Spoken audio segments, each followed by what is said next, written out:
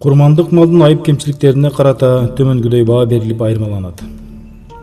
Курмандыкка жараксыз кылуучу кемчиликтер: эки көзү же бир көзү сокур болсо жарабайт. Союлар жерге басып келе алгас төкөр болсо, эки кулагы же бир кулагы жок болсо, тиштери кем болуп же көп бөлүгү түшүп калган болсо, эки мүйүзү же бир мүйүзү түбүнөн сынган болсо, чыбыгы же эмчек үрпү жулунган болсо, куйругунун 3/1 көп бөлүгү кесик болсо, сөөгү ор куйган жиликсиз аябай арык болсо, тубаса кулагы же куйругу жок болсо, башкарганга жетелегенге жана жем чөп бергенге жараксыз көк мээ болсо, ашкери оорулуу болсо курбандыкка жарабайт. Курбандык чалууга милдеттүү адамдын сатып алган курбандык малында айтылган кемчиликтер үйүнө келгенден кийин пайда болсо, кайра башка мал сатып алып курбандыкка чалат. Ал эми өзүнө курбандык чалуу важип эмес, кедей адамдын соопсузлугу үчүн курбандыкка арнап сатып алган малында белгиленген кемчиликтерден бирөө кийин пайда болсо, башкага алмаштырбай ошол малды курбандыкка чалса да дурус.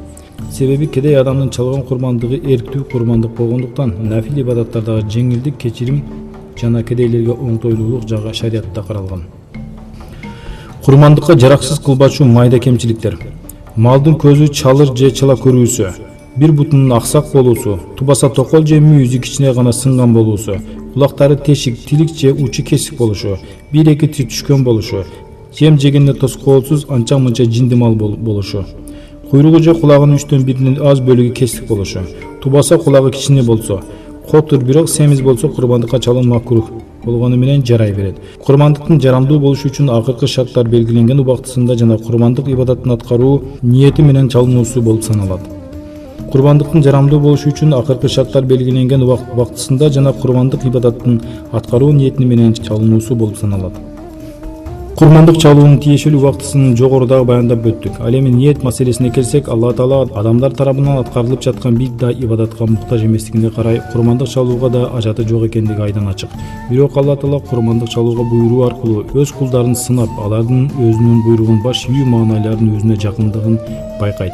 Жалпылай айтканда, жараткан Алла Тааланын ыраазылыгы үчүн аткарылуучу ибадаттарга да бир топ сырлар, көмүскө көрүнүү пайдалар катылып турат. Башында баяндап өткөнүбүздөй, курмандык чалуунун да биз билбеген бир топ пайдалары, терең сырлары бар.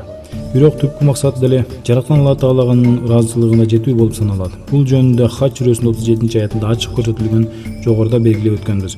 Ар кандай ибадаттар менен жакшы иштер, соопчулук аракеттердин кабыл болушунда башкы шарты ыктастуулук.